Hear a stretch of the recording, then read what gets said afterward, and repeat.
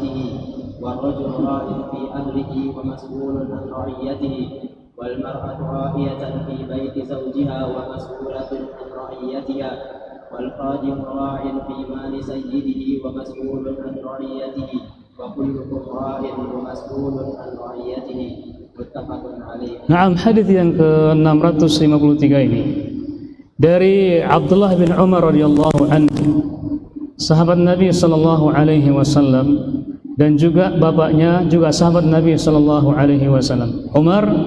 Abdullah bin Umar radhiyallahu anhuma. Abdullah di antara sahabat yang dikenal dengan Al-Abadilah. 4 sahabat yang namanya Abdullah. 4 sahabat yang namanya Abdullah. Abdullah bin Umar, Abdullah bin Amr bin As, Abdullah bin Mas'ud, dan Abdullah bin Abbas radhiyallahu anhum ajma'in. Dan juga dikenal dengan sahabat yang banyak meriwayatkan hadis dari Nabi sallallahu alaihi wasallam, dan juga dikenal dengan semangat dalam melaksanakan sunnah-sunnah Nabi kita Muhammad sallallahu alaihi wasallam, dan juga dikenal sahabat yang masih muda belia sudah ikut berperang bersama Nabi sallallahu alaihi wasallam. Abdullah bin Umar ini juga dikenal dengan sahabat yang paling antusias melaksanakan sunnah Nabi kita Muhammad sallallahu alaihi wasallam. Saking semangatnya di Madinah itu ada pohon yang rindang, dan Nabi sallallahu alaihi wasallam sering menikmati siang atau secuknya siang di bawah pohon tersebut sambil membuka kancing bajunya, 1 atau 2 kancing, untuk menikmati angin sepoi-sepoi di siang hari. Abdullah bin Umar itu melaksanakan persis apa yang dilaksanakan Nabi sallallahu alaihi wasallam. Kenapa? Saking mengidolakannya Nabi sallallahu alaihi wasallam, sehingga apapun yang dilaksanakan Nabi, beliau tetap semangat melaksanakan. Dan begitulah seharusnya kita selaku umat Nabi Muhammad sallallahu alaihi wasallam senantiasa mengidolakan Nabi kita Muhammad sallallahu alaihi wasallam. Beliau berkata bahwasannya aku mendengar Nabi sallallahu alaihi wasallam bersabda. Kata-kata sami itu menunjukkan bahwasanya riwayat beliau sangat tinggi sekali. Kenapa? Abdullah bin Umar langsung mendengar dari Nabi sallallahu alaihi wasallam. Apa kata Nabi sallallahu alaihi wasallam? Kullukum ra'in. Semua kalian itu adalah pemimpin, tanpa terkecuali. Semua kita ini adalah pemimpin. Wa kullukum mas'ulun an ra'iyyati. Dan setiap kalian itu akan diminta pertanggungjawabannya terhadap yang dipimpinnya. Kemudian al-imam ra'in wa mas'ulun an ra'iyyati. Dan pemimpin itu adalah dan juga imam, penguasa itu adalah ra'in, pemimpin juga, yang mana yang dia juga punya tanggung jawab terhadap rakyatnya. Warrajul ra'in fi ahli baitihi aw fi ahlihi. Dan juga seorang laki-laki juga sebagai pemimpin terhadap keluarganya. Dan juga akan diminta tanggung jawabnya nanti di hari kiamat tentang yang dia pimpin itu, anak, istri, dan keluarganya. Wal mar'atu ra'iyatun. Dan juga seorang wanita, dia juga pemimpin. Di mana? Di rumah suaminya. Dan dia juga akan bertanggung jawab terhadap apa yang dia atur, anak-anaknya dan rumah suaminya itu. Wal khadimu ra'in. Dan juga pembantu juga sebagai pemimpin juga, dan dia juga akan diminta tanggung jawabannya terhadap harta majikannya dan juga apa yang diatur di rumah majikannya itu. Wa kullukum ra'in. Dan setiap kalian itu juga pemimpin. Semua kita adalah pemimpin, dan juga nanti akan dipertanggungjawabkan nanti pada hari kiamat. Semua kita diminta tanggung jawabannya oleh Allah Subhanahu wa taala. Hadis ini pernah kita bahas sebelumnya di bab yang sudah kita baca sebelum-sebelumnya 2 tahun yang lalu kalau tidak salah, karena Covid, jadi tidak pernah kita bahas lagi. Tapi nggak apa-apa. Intinya apa? Bahwasanya kita ini punya tanggung jawab. Masing-masing kita punya tanggung jawab. Makanya oleh karena itu jangan mengurus yang bukan tanggung jawab kita. Mari kita fokus apa yang menjadi tanggung jawab kita. Sebagai seorang suami, ayo tanggung jawab sebagai seorang suami. Sebagai kepala kantor, ayo tanggung jawab sebagai kantor. Sebagai imam di masjid, ayo kita perhatikan lagi. Dan semua kita di masjid tentu punya kewajiban masing-masing, tanggung jawab masing-masing. Jangan mengurus yang bukan tanggung jawab kita. Sebagai kepala rumah tangga ingin mengurus negara misalnya, itu kan enggak profesional istilahnya itu. Ya mari fokus kepada apa yang kita pimpin ini. Kenapa? Karena kita akan diminta tanggung jawabnya bukan kepada yang bukan tanggung jawab kita. Apa yang kita kerjakan, apa yang menjadi tanggung jawab kita, itulah yang Allah akan minta kepada kita semuanya. Termasuk juga di saat kita sebagai rakyat misalnya, kepada pemimpin kita ini, kita sebagai rakyat ini punya hak dan juga kewajiban. Hak kita apa? Hak kita sebagai rakyat menerima keadilan. Dan kewajiban kita apa? As-sam'u wa ta'ah. Mendengar dan mentaati selama perintahnya itu apa? Tidak berlawanan, tidak menyelisihi perintah Allah dan Rasulnya, atau selama perintahnya itu tidak bermaksiat kepada Allah dan Rasulnya. Kenapa? Karena di saat kita melihat ada kerusakan di mana-mana misalnya, dan kemudian kita menyebarkannya, membicarakannya, di sana ada kerusakan, di sana ada kerusakan. Ingat Nabi SAW bersabda dalam hadis Imam Muslim dan juga Abu Daud dari Abu Hurairah radhiyallahu anhu, dalam lafaz yang berbeda. Kata Nabi SAW, "Idza qala ar-rajulu halakan nas fa huwa ahlakuhum atau ahlakahum." Ada dua lafaz. Atau riwayat Abu Daud, "Idza sami'tu ar-rajula yaqulu halakan nas fa huwa ahlakuhum atau ahlakahum." Kata Nabi SAW, ketika ada seorang laki-laki yang mengatakan hancur negara ini, hancur bangsa ini, maka dialah orang yang paling hancur di antara mereka, atau dialah penyebab negara jadi hancur. Atau dalam lafaz yang lainnya, ketika ada orang yang laki-laki mengatakan sudah hancur negara ini, maka dialah yang telah menghancurkan negaranya, atau mungkin dia yang paling hancur di antara mereka. Kenapa? Kalau memang dia jujur ingin memberikan nasihat kepada umat ini, kepada bangsa ini, ibda binafsika, mulai dengan diri kita sendiri, keluarga kita, dan yang menjadi tanggung jawab kita ini apa? Keluarga kita. Anda siapa? RT dari warga setempat. Anda siapa dulu? Sebagai rumah tangga, wailah dari keluargamu sendiri. Anda siapa? Manajer di perusahaan, wailah dari perusahaan Anda sendiri. Nah, kalau masing-masing kita bertugas pada ranah kita masing-masing, maka kita sudah melaksanakan kewajiban kita selaku hamba Allah Subhanahu wa taala. Jangan mengurus yang bukan urusan kita. Apalagi sekarang media sosial sangat cepat sekali, tangan kita sangat cepat share dan luar biasa, itu sampai menyebar kemana-mana, sehingga apa yang terjadi?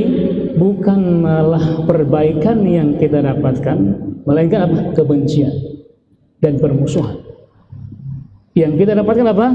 Kebencian dan juga permusuhan, dan tidak ada nasihat di situ.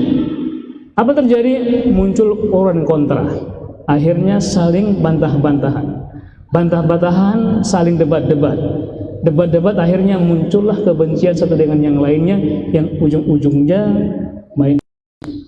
Ini yang dikatakan oleh Nabi SAW, ahlakahum, dia yang paling celaka, atau dia yang telah mencelakakan mereka, dialah yang telah menghancurkan mereka, disebabkan karena dia yang menyebarkan itu, akhirnya dia yang paling celaka, atau dia yang telah mencelakakan mereka. Na'udzubillah, tsumma na'udzubillah min dzalik. Makanya kalau kita benar-benar tulus memberikan kebaikan kepada bangsa ini, ibda binafsika, mulai dari Anda sendiri. Kenapa? Karena Allah Subhanahu wa taala berfirman, "Innallaha la yughayyiru ma biqaumin hatta yughayyiru ma bi anfusihim." Sesungguhnya Allah tidak akan merubah nasib suatu kaum. Sampai kapan? Apakah Allah mengatakan sampai merubah pimpin mereka? Tidak. Sampai mereka lah yang merubah nasib mereka sendiri. Kita yang harus merubah nasib kita dari diri sendiri. Kalau kita baru orang-orang yang lainnya. Bisa ngerti ya? Intinya bahwasanya kita ini adalah pemimpin di setiap instansi kita masing-masing. Baik, kita pindah ke hadis yang berikutnya. Naam, iqra. Al-hadis 653.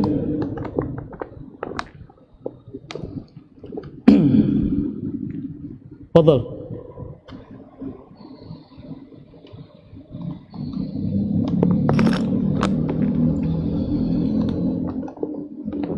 وعن أبي يعلى معقيل بن يسار رضي الله عنه قال سمعت رسول الله صلى الله عليه وسلم يقول ما من عبد يسترعي الله رعية يموت يوم يموت وهو غاش لرعيته إلا حرم الله عليه الجنة متفق عليه.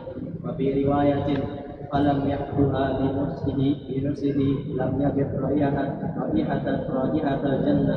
وفي رواية لمسلم ما من أمير يلي أمور المسلمين ثم لا يجد لهم وينصح ثم لا يجهد ثم لم يجهد لهم وينصح لهم إلا لم يدخل معهم الجنة. Naam.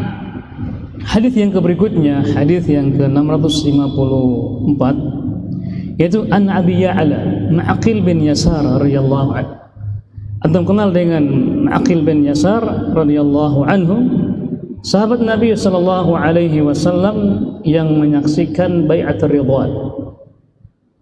Kenal juga bai'at ridwan? Bingung juga ini jelaskannya. Sahabat ini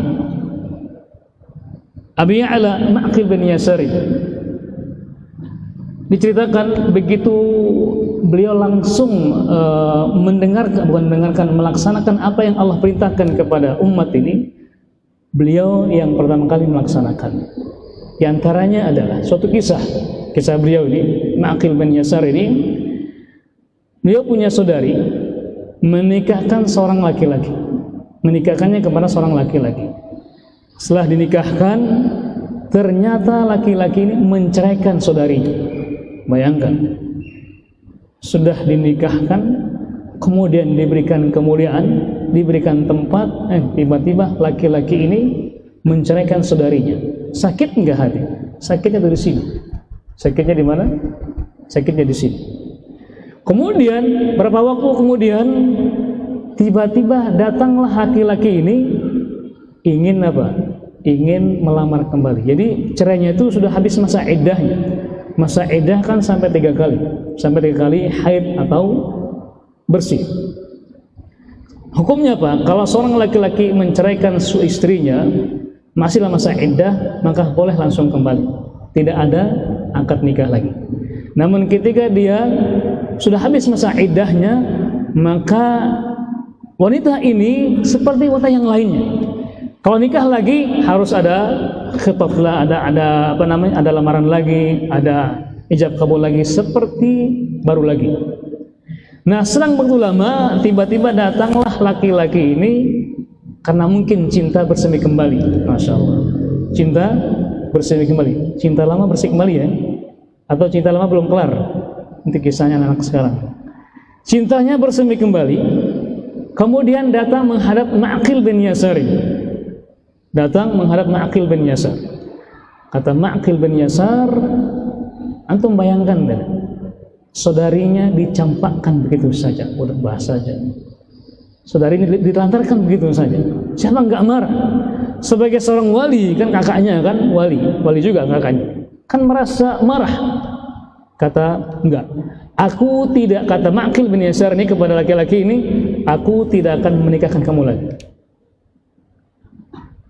Akhirnya turunlah ayat idza talaqtumun nisa fabalaghan ajaluhun fala ta'dhuluhun, dan seterusnya. Ketika kalian sudah mentalak wanita, kemudian habis masa iddahnya, dan ketika ada orang yang ingin menikahi dia lagi, suami yang pertama dahulu, fala ta'dhuluhunna, maka jangan kalian larang. Jangan kalian larang. Ketika mendengar ayat ini, Ma'qil bin Yasar langsung mencari mana laki-laki itu. Ayo nikahi dia. Kenapa? Bisa jadi ada kebaikan-kebaikan yang mungkin selama ini laki-laki ini dia mengintrospeksi diri dia, memeriksa diri, mengoreksi dia. Oh, ternyata saya salah. Berarti dia ingin memperbaiki kembali hubungan yang dahulu pernah dia merasa bersalah. Ya, Ma'qil bin Yasar ini berkata bahwasanya Nabi sallallahu alaihi wasallam bersabda, sami'tu Rasulullah sallallahu alaihi wasallam yaqul, ma min 'abdin yastar'ihi Allahu ra'iyatan. Tidaklah salah satu dari hamba Allah ini yang menjadi apa? Menjadi penguasa, pemimpin yang memimpin rakyatnya. Kemudian yamutu yauma yamut wa huwa ghashin li ra'iyati. Kemudian ketika dia meninggal, pada saat dia meninggal itu dia mencurangi rakyatnya, dia memzalimi rakyatnya, dia tidak pernah memperhatikan rakyatnya, dia tidak pernah mau mendengar keluhan rakyatnya, dia melantarkan rakyatnya, dia menyengsarakan rakyatnya, dia mencurangi rakyatnya, dia mendustakan rakyatnya. Apa alasannya? Illa harramallahu alaihi jannah, kecuali Allah mengharamkan bagi dia surga. Berarti pemimpin ini sangat berat tanggung jawabnya. Namun terkadang ada orang berlomba-lomba untuk menjadi pemimpin. Dengan berbagai macam cara dia tempuh demi untuk menjadi seorang pemimpin. Padahal tanggung jawabnya itu sangat besar. Sebab kalau dia curang, kalau enggak ke surga, ke neraka. Na'udzubillah, thumma na'udzubillah min dzalik. Di sini Nabi memberikan peringatan kepada kita. Ketika ada seorang hamba yang menjadi pemimpin, kemudian dia berbuat curang kepada rakyatnya, maka ingat, hati-hati, balasannya apa? Neraka. Wal'iyadu billah. Dan lafaz yang lainnya itu sama maknanya. Intinya apa? Ketika seorang pemimpin itu tidak melaksanakan tugasnya sebagai pemimpin, apalagi dia mengambil harta rakyatnya dengan kezaliman, apalagi dia membiarkan kezaliman yang merajalela, dia biarkan. Dan ingat, kezaliman yang paling besar itu adalah membiarkan rakyatnya menyembah kepada selain Allah Subhanahu wa taala. Kezaliman yang paling bahaya apa? Ketika rakyatnya itu syirik kepada Allah Subhanahu wa taala, bahkan membiarkan tempat-tempatnya itu digunakan untuk syirik kepada Allah Subhanahu wa taala. Membiarkan kesyirikan menjalah itu juga diantara keburukan dan juga kecurangan dalam pemerintahan. Kalau masalah ekonomi itu masalah perut saja. Namun ingat, di sana ada kezaliman yang sangat besar. Inna syirka la dzulmun 'adzim. Sesungguhnya syirik adalah merupakan kezaliman yang sangat besar. Nah, ketika ada penguasa yang memberikan sarana untuk kesyirikan, hati-hati. Dia telah berbuat curang. Dia telah berbuat curang kepada rakyatnya. Seharusnya penguasa adalah menutup segala macam celah agar rakyatnya tidak syirik kepada Allah Subhanahu wa taala. Apalagi dia membuka tempat-tempat destinasi wisata yang mengandung kesyirikan, itu juga ancamannya sangat besar. Kenapa?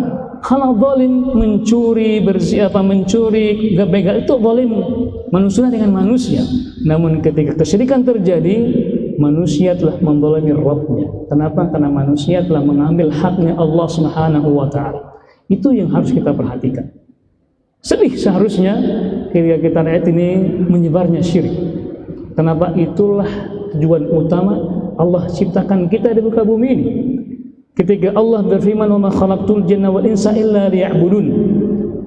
Tidaklah aku ciptakan jin dan manusia di muka bumi ini illa liya'budun.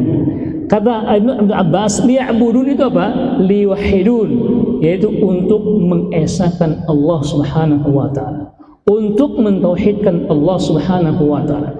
Dan itu juga sebagai bentuk perwujudan kita melaksanakan sila kita yang pertama. Apa itu? Ketuhanan yang Maha Esa, yaitu agar umat ini menyembah Allah dan mengesahkan Allah Subhanahu wa taala. Wallahu taala alam. Ini yang bisa kita sampaikan pada malam hari ini. Mudah-mudahan bermanfaat. Kalau ada hal-hal yang salah atau kata yang kurang berkenan, mohon dimaafkan, karena itu adalah keterbatasan ilmu saya. Kalau ada benarnya, itu semuanya dari Allah Subhanahu wa taala. Baik, sebelum kita akhiri, mungkin ada yang perlu disampaikan, dikoreksi, atau mungkin yang ingin bertanya, kita persilakan. Tafadhol. Simik.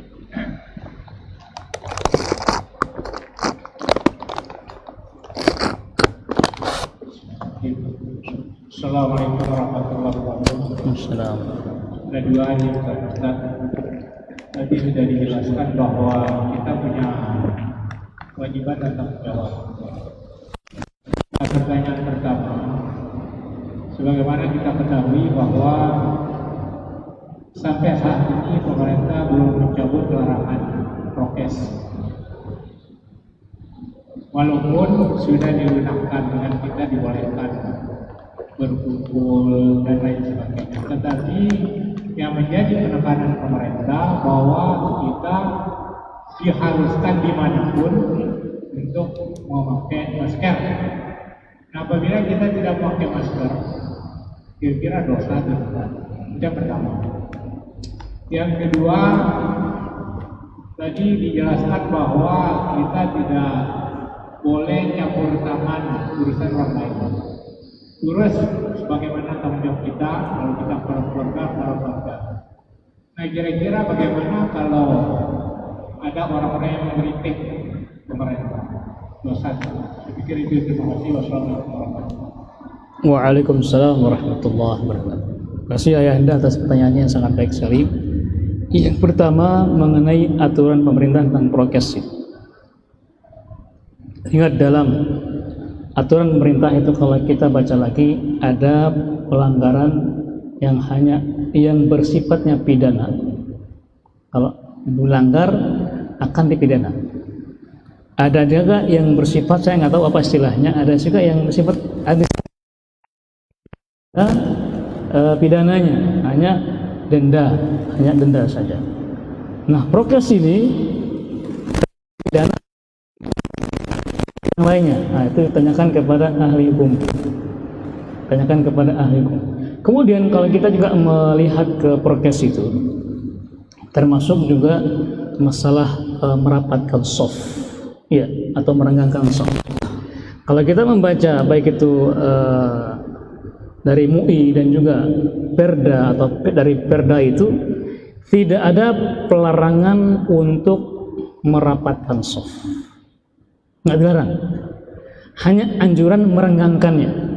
Seperti ya, tidak ada pelarangan merapatkan soft, yang ada hanya anjuran untuk merenggangkannya. Artinya apa? Kalau kita melanggarkan soft, kalau merapatkan soft, maka itu juga bukan pelanggaran, karena tidak darah. Tapi yang berikutnya masalah masker 3M atau 5M dan semacamnya itu juga kembali kepada apa? Kembali kepada bunyi dari bunyi dari teksnya dari edaran tersebut. Dan kewajiban kita harus mentaatinya. Ya, ati'ullaha wa ati'ur rasul wa ulil amri minkum. Allah Subhanahu wa taala berfirman, taatlah kepada Allah dan taatlah kepada Rasul, dan kemudian taatlah kepada pemimpin kalian. Termasuk juga prokes ini. Dan tidak hanya prokes saja, dengan yang lainnya juga. Dalam berkendaraan misalnya, melewati lampu merah, kuning, hijau, rambu-rambu yang ada, semuanya sama. Ketika sudah menjadi peraturan pemerintah, maka kewajiban kita melaksanakan. Kemudian bisa kita melanggar, berdosa tidak? Tergantung kadar perintahnya seperti apa. Ya, kalau perintahnya itu tidak melanggar perintah Allah dan Rasulnya, maka itu berdosa kalau kita melanggarnya. Tapi kalau hanya sebatas anjuran saja, dalam agama juga perintah itu ada dua. ada perintah yang sifatnya harus dilaksanakan, maka itu hukumnya wajib. Apa konsekuensi wajib itu? Dilaksanakan dapat pahala, ditinggalkan berdosa. Ada juga yang sifatnya yang kedua, anjuran, perintah tapi anjuran. Apa konsekuensinya? Yaitu sunnah maksudnya. Dilaksanakan dapat pahala, ditinggalkan tidak apa-apa. Nah, termasuk juga prokes ini, apakah dia perintahnya wajib atau sunnah? Antum yang bisa, yang paham apa maksudnya itu. Tapi ini masalah aturan pemerintah, kita tidak masuk ke situ. Tergantung apa penekanannya. Wallahu ta'ala. Yang kedua tadi, saya lupa tadi ada yang kedua, ya. Bagaimana hukum mengkritik pemerintah? Nah, ini yang saya ingin katakan tadi. Pemerintah itu punya perangkat semuanya, punya perangkat. Ada TNI-nya, ada Polri-nya, ada jaksanya, ada semuanya punya. Dan kita tidak punya apa-apa. Dan kita tidak punya apa-apa. Dalam hadis Nabi sallallahu alaihi wasallam, kalau engkau ingin menasihati pemerintah, khudh biyadihi. Khudh biyadihi. Apa maksudnya khudh biyadihi? Ajak bicara empat mata. Kalau engkau benar-benar ingin menasihati pemerintah, maka ajak bicara empat mata, dan itulah afdal jihad. Kata Nabi sallallahu alaihi wasallam, afdal jihad qaul haqqin inda sultanin jair, yaitu mengatakan perkataan yang hak di hadapannya pemerintah yang zalim. Bukan di media sosial, bukan di bukan di podium-podium, bukan. Karena itu bukan malah memberikan nasihat, malah menebar kebencian. Nah, nanti kena lagi undang-undang ITE namanya ini. Betul ya? Hati-hati juga nanti. Kenapa? Pemerintah punya perangkat semuanya, dan kita tidak bisa apa-apa kalau berhadapan dengan pemerintah. Nah, kalau kita ikhlas menasihati umat ini, apa kata Nabi SAW? Tadi itu, pergi menghadaplah empat mata dan nasihatilah. Kalau kita sudah melaksanakannya, alhamdulillah, kita sudah melaksanakan kewajiban kita selaku rakyat. Setelah itu tinggal pemerintah yang menanggung akibatnya. Kalau melaksanakan, alhamdulillah. Kalau tidak, dialah yang tanggung jawab. Kenapa? Tadi apa balasannya? Neraka. Na'udzubillah min dzalik. Apa? Ma min 'abdin yasrihi Allah ra'iyah. Tidaklah satu seorang pemimpin ketika dia jadi pemimpin, kemudian ketika dia mati, dan kalau mati itu dia masih curang kepada rakyatnya, illa harramallahu alaihi jannah, kecuali Allah haramkan bagi dia surga. Na'udzubillah, tsumma na'udzubillah min dzalik. Wallahu ta'ala. Cukup ya? Ada lagi yang lain? Nah, silakan maju.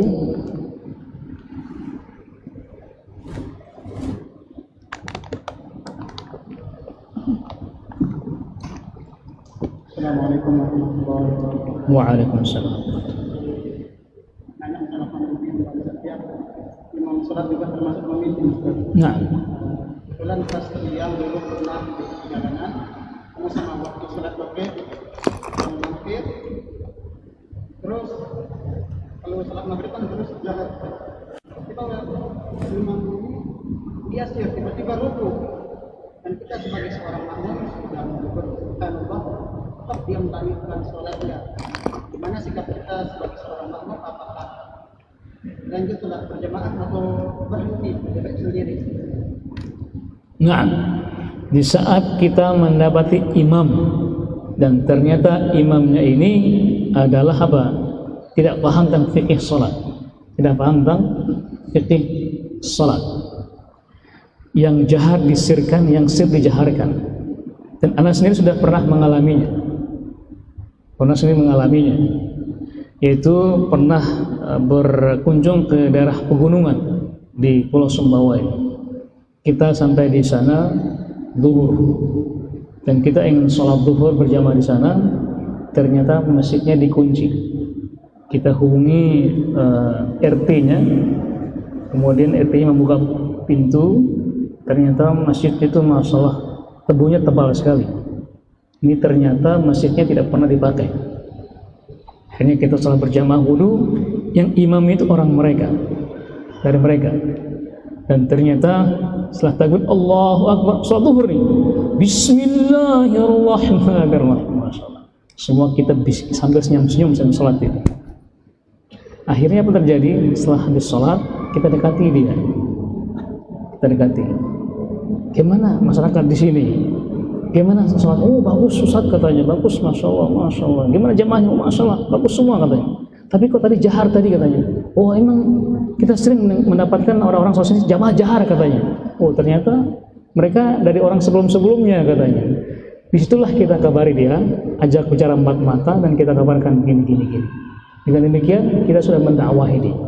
Kalau dia melaksanakan, alhamdulillah. Kalau tidak, kita sudah melaksanakan kewajiban kita sebagai muslim kepada muslim yang lainnya. Sama dengan tadi itu. Nah, apakah kewajiban kita membatalkan atau ikut? Maka jawabannya ikut. Yusalli bi salatihi. Kata fatwanya Umar bin Khattab radhiyallahu anhu. Ketika ditanya dari para tabi'in bertanya, kata Umar bin Khattab, yusalli bi salatihi, maka dia harus ikut dengan salatnya orang mukim itu. Harus bersabar. Kenapa? Innama ju'ilal imamu liyu'tamma bihi. Sungguhnya jadikan imam itu untuk diikuti selama salatnya benar. Nah, masa jahar yang sir itu kan itu apa? Bukan keluar dari rukun atau yang wajib. Hanya perbedaan mengeraskan dan juga menjaharkan atau mensirkan sholat. Maka tunggu sampai saya baru antum. Jangan tinggalkan, kabari dia, ajarkan dia. Mungkin dia tidak tahu. Kalau dia tidak tahu, maka Allah mengatakan apa? Rabbana la tu'akhidna in nasina aw akhtana. Ya Allah, jangan jadikan kami orang yang bersalah kalau kami berdosa, maksudnya kalau kami salah ataupun lupa. Mungkin dia tidak tahu ilmunya atau mungkin lupa, maka kewajiban kita harus mengingatkannya. Wallahu ta'ala. Sudah masuk waktu belum? Masih ya? Baik, sebelah sini ada. Masya Allah. Ya, silakan Pak. Sudah lakukan yang senior dulu.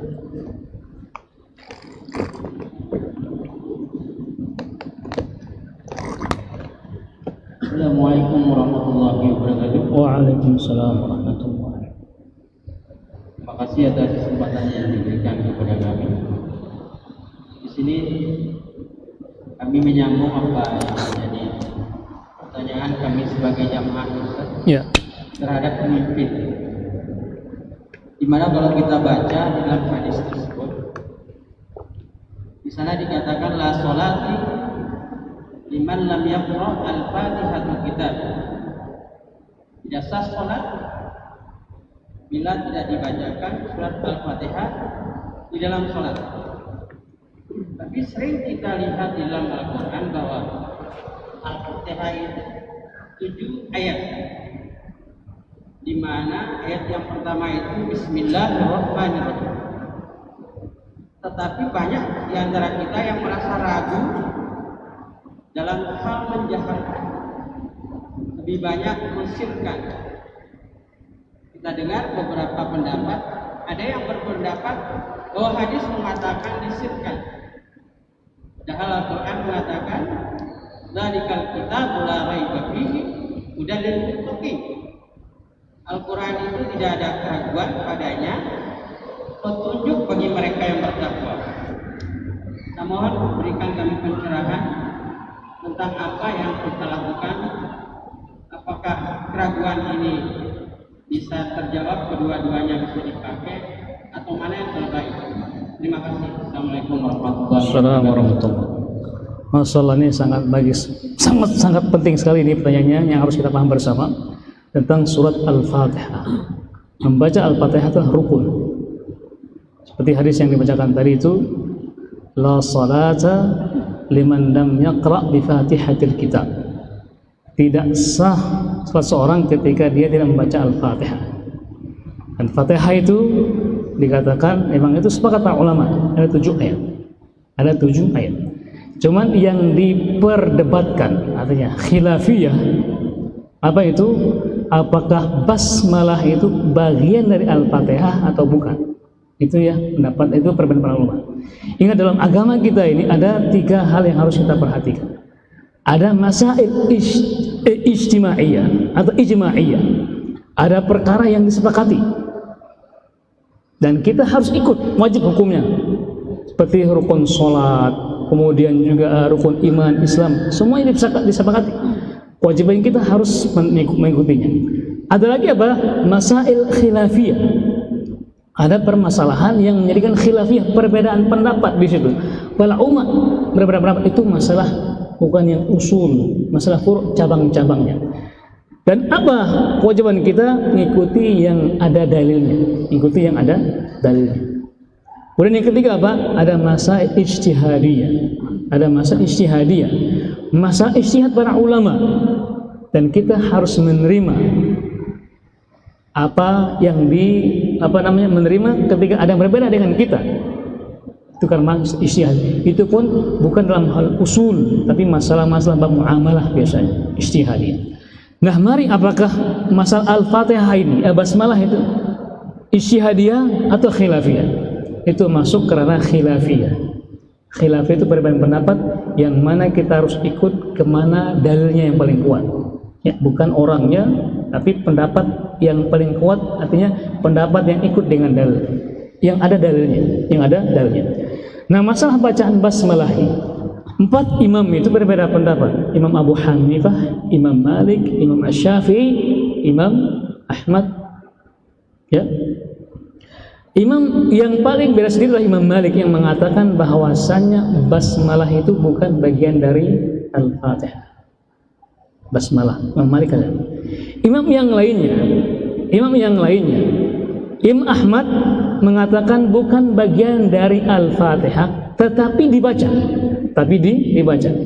Imam Malik yang mengatakan karena dia bukan dari Fatihah maka tidak dibaca. Sir jahar pun tidak. Ini pendapat Imam Malik. Imam Abu Hanifah mengatakan bagian dari Al-Fatihah dan juga dibaca jahar. Imam Syafi'i bagian dari Fatihah maka dibaca jahar. Imam Ahmad mengatakan apa? Bukan dari Fatihah tapi dibaca. Tapi bacaannya sir. Bisa ngerti ya? Artinya semua ulama sepakat bahwasannya, yang jumhur maksudnya, bahwasannya Al-Fatihah itu dibaca. Cuman perbedaannya apa? Ada yang sir, ada yang jahar. Dan semua ulama sepakat juga bahwasannya yang baca sir ataupun yang tidak baca, ada yang baca sir atau jahar, sah sholatnya. Mungkin bisa dimengerti Pak ya. Itulah diantara penjelasan para ulama. Udah habis waktunya? 3 menit lagi ya. Ada lagi yang terakhir, singkat saja. Ya.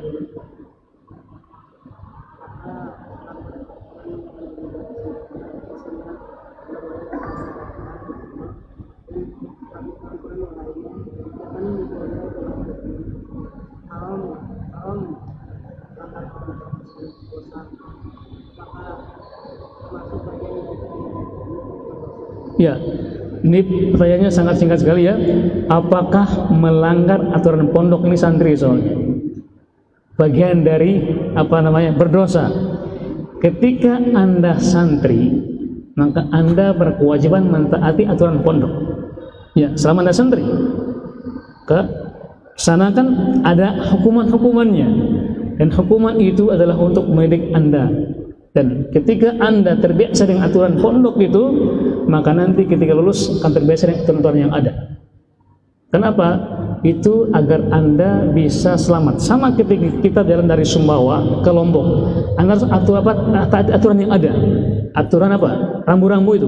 Kalau Anda nggak mau taat, apa yang terjadi? Bisa Anda celaka atau orang lain yang celaka. Maka kalau selamat, maka ikuti aturan yang ada. Sama juga kalau Anda santri ingin selamat, ikuti aturan pondok. Demikian kita akhiri dengan majelis. Subhanakallah bihamdika asyhadu an la ilaha illa anta wa astaghfiruka wa atubu ilaik. Wassalamualaikum warahmatullahi wabarakatuh.